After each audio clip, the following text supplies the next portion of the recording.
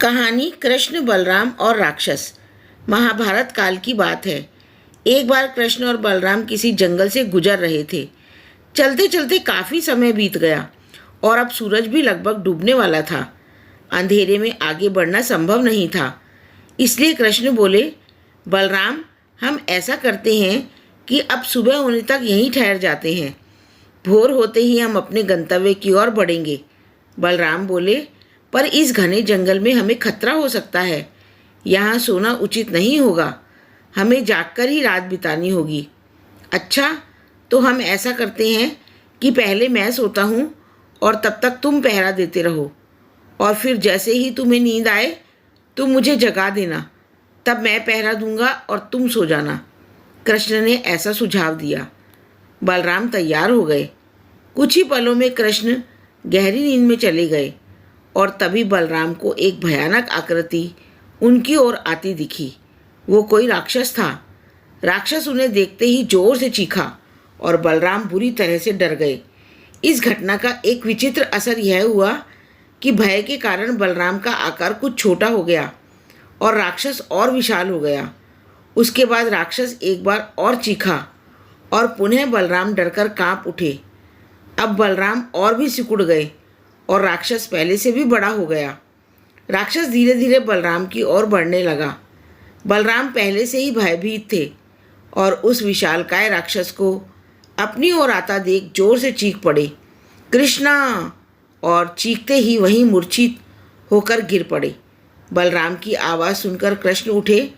बलराम को वहाँ देख उन्होंने सोचा कि बलराम पहरा देते देते थक गए हैं और सोने से पहले उन्हें आवाज़ दे दी। अब कृष्ण पहरा देने लगे। कुछ ही देर बाद वही राक्षस उनके सामने आया और जोर से चीखा। कृष्ण जरा भी नहीं घबराए और बोले, बताओ, तुम इस तरह चीख क्यों रहे हो? क्या चाहिए तुम्हें? इस बार भी कुछ विचित्र घटा। कृष्ण के साहस के कारण उनका आकार कुछ बढ़ गया और राक्षस का आकार कुछ घट गया। राक्षस को पहली बार कोई ऐसा मिला था जो उससे डरा नहीं था। घबराहट में वह पुनः कृष्ण पर जोर से चीखा। इस बार भी कृष्ण नहीं डरे और उनका आकार और भी बड़ा हो गया, जबकि राक्षस पहले से भी छोटा हो गया। एक आखिरी प्रयास में राक्षस पूरी ताकत लगाकर चीखा, पर कृष्ण मुस्कुरा उठे और फिर से बोले, बताओ तो, क्या चाहिए तुम्हें? फिर क्या था?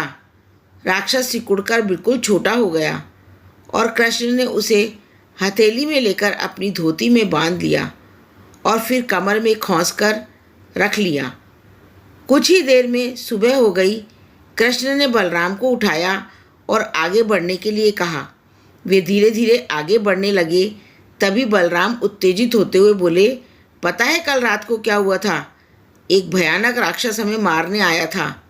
रुको रुको! बलराम को बीच में ही टोकते हुए कृष्ण ने अपनी धोती में बंधा राक्षस निकाला और बलराम को दिखाते हुए बोले, कहीं तुम इसकी बात तो नहीं कर रहे हो? हाँ, ये वही है, पर कल जब मैंने इसे देखा था तो ये बहुत बड़ा था। ये इतना छोटा कैसे हो गया? बलराम आश्चर्यचकित होते हुए बोले। कृष्ण बोले, जब जीवन में तुम किसी ऐसी चीज़ से बचने की कोशिश करते हो जिसका तुम्हें सामना करना चाहिए, तो वो तुमसे बड़ी हो जाती है और तुम पर नियंत्रण करने लगती है। लेकिन जब तुम उस चीज़ का सामना करते हो जिसका सामना तुम्हें करना चाहिए, तो तुम उससे बड़े हो जाते हो और उसे नियंत्रित करने लगते हो। दोस्तों, ये राक्षस दरअसल हमारी लाइफ में आने वाले चैलेंजेस होते हैं, विपरीत स्थितियां हैं, लाइफ प्रॉब्लम्स हैं। अगर हम इन सिचुएशंस को अवॉइड करते हैं तो ये समस्याएं और भी बड़ी होती चली जाती हैं और अल्टीमेटली हमें कंट्रोल करने लगती हैं। लेकिन अगर हम इनका सामना करते हैं, करेज के साथ इन्हें फेस करते हैं, तो यही समस्याएं धीरे धीरे छोटी होती जाती हैं और अंततः हम उन पर काबू पा लेते हैं। इसलिए जब कभी लाइफ में ऐसी प्रॉब्लम्स आएँ जिनका सामना आपको करना ही चाहिए, तो उसे अवॉइड मत करिए। जिसे फेस करना है उसे फेस करिए, उससे बचने की कोशिश मत करिए।